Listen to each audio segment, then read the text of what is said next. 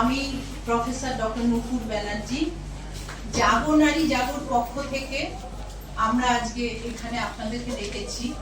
আমি প্রথমে আমরা যারা আছি তাদের সঙ্গে একটু পরিচয় করিয়ে দেব। আমার বাঁদিকে রয়েছে কল্পনা দত্ত, উনি সোশ্যাল ওয়ার্কার আর কি। তারপরেই রয়েছেন প্রফেসর মৈত্রী বর্ধন রায়, উনি অধ্যাপিকা ছিলেন, দীর্ঘদিন বাসন্তী দেবী কলেজের প্রিন্সিপাল ছিলেন, তার আগেও বিভিন্ন কলেজে অধ্যাপনা করেছেন। আচ্ছা, অনিতা দি, আপনারা সবাই নিশ্চয়ই অনিতা দিকে চিনেন, নতুন করে পরিচয় করার দরকার নেই। অনিতা রায়, উনি খেলার জগতে খুবই পরিচিত মুখ। তারপরে আছেন কুন্তলা দি। এই স্টেজে যারা বসে আছে, উল্টো দিকে যারা রয়েছে, সমাজে যারা নারী রয়েছে, তারা কখনো না কখনো কোনো না কোনো ভাবে নির্যাতিতা। প্রত্যেকটা মেয়ে, এইটা আমি খুব জোরের সঙ্গে আপনাদের বলছি, কেউ প্রকাশ করে, কেউ প্রকাশ করতে পারে না, বেশিরভাগ মেয়েই প্রকাশ করতে পারে না। সেই যন্ত্রণা থেকেই এই জাগো নারী জাগো, কাজী নজরুল ইসলাম, জাগো নারী জাগো বন্যী শিখা, এই কথাটা আমরা নিয়েছি কাজী নজরুল ইসলামের থেকে, যার চোখে নর নারী দুজনেই সমান। এবং আমাদের এই যন্ত্রণা, আমি যখন ছাত্র জীবনে ছিলাম তখন আপনারা জানেন রূপ কানোয়ারের ঘটনা, 86 সালে, আমার তখন ফার্স্ট ইয়ার, ডাক্তারির ফার্স্ট ইয়ার, কিভাবে আমাদের আলোড়িত করেছিল। তারপর মানতলার ঘটনা, তারপর একে একে ভেবেছিলাম, আস্থা রেখেছিলাম, অনেক আশা করেছিলাম যে বাম রাজনীতির আবহ পশ্চিমবঙ্গ হয়তো আমরা দেখব, যখন আমরা বড় হব তখন এই পরিবেশ থাকবে না, আমাদের সন্তানদের জন্য একটা সুস্থ পরিবেশ পাবো আমরা পশ্চিমবঙ্গে। কিন্তু আজকে যখন আমার বয়স 60-এর গোড়ায়, আমি যখন একজন টিচার, আমার অসংখ্য ছাত্রী, আমি যখন মা, তখনও কিন্তু আমি দেখছি আরো ভয়ঙ্কর অবস্থা পশ্চিমবঙ্গে।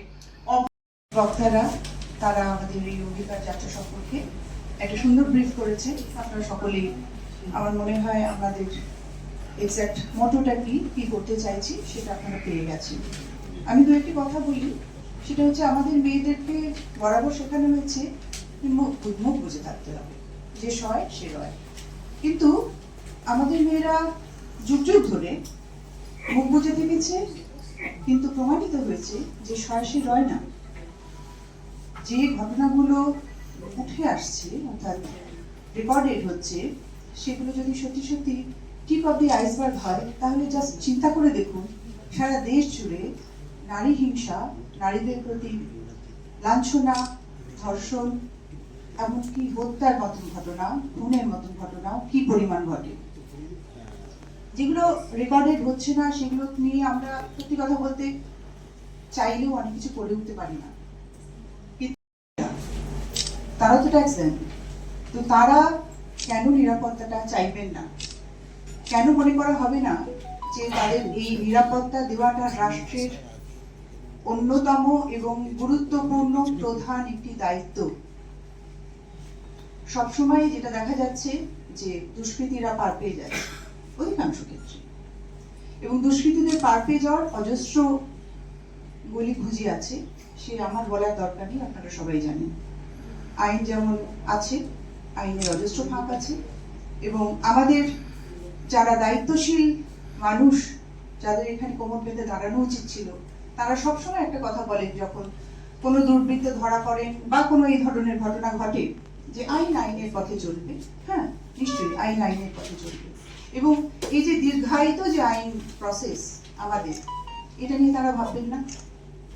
একটা মানুষ, সে বছরের পর বছর বিচার না পেয়ে তাদের বাবা মা, তাদের আত্মীয় স্বজন, তারা দরজায় দরজায় ঘুরে বেড়াবেন, এটা কিরকম একটা সভ্যতা? প্রাক্তন অধ্যাপক সিটি কলেজ অর্থনীতি। আচ্ছা, আজকে এই যে অঙ্গীকার যাত্রা এটা হচ্ছে, এটা কিসের জন্য বা কারা করছে, কবে থেকে শুরু হচ্ছে জানাবেন দর্শকদের? এটার জন্য একটা অঙ্গীকার যাত্রার একটা জাগো নারী জাগো বন্যী শিখা বলে একটা কমিটি তৈরি হয়েছে। তাতে বিভিন্ন ধরনের সমাজের মধ্যে বিভিন্ন অংশের মেয়েরা আছেন, খেলোয়াড়রা আছেন, অনিতা দি আছেন, কুন্তলা দি আছেন, অধ্যাপিকারা, আমার মতো অধ্যাপিকারা আছেন, অধ্যক্ষরা আছেন, আইনজীবীরা আছেন।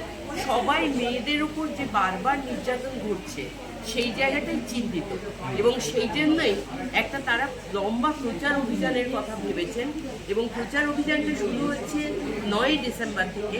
9ই ডিসেম্বর হচ্ছে বেগম রোকেয়ার জন্ম এবং মৃত্যু দিবস।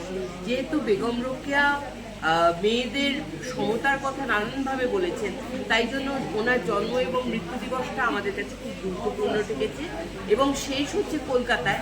বিভিন্ন জায়গা থেকে, এখানে মানচিত্রটা দেওয়া আছে, আপনারা মানচিত্রটার ছবি দিয়ে দেবেন।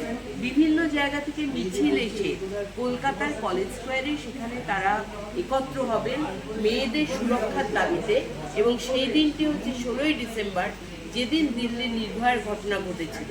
আমরা সারা ভারতে সর্বত্র মেয়েদের সুরক্ষা চাই, বিশেষ করে পশ্চিমবঙ্গে আরও বেশি আমরা সুরক্ষা চাইছি। সেই দাবিতেই আজকে এই অঙ্গীকার যাত্রা শুরু হচ্ছে এবং এই অঙ্গীকার যাত্রার কোথায় কোথা দিয়ে যাবে সেই সমস্ত প্রশ্নগুলো নিয়ে আপনাদের জবাব দিতে আজকে আমরা এখানে সমবেত হয়েছি।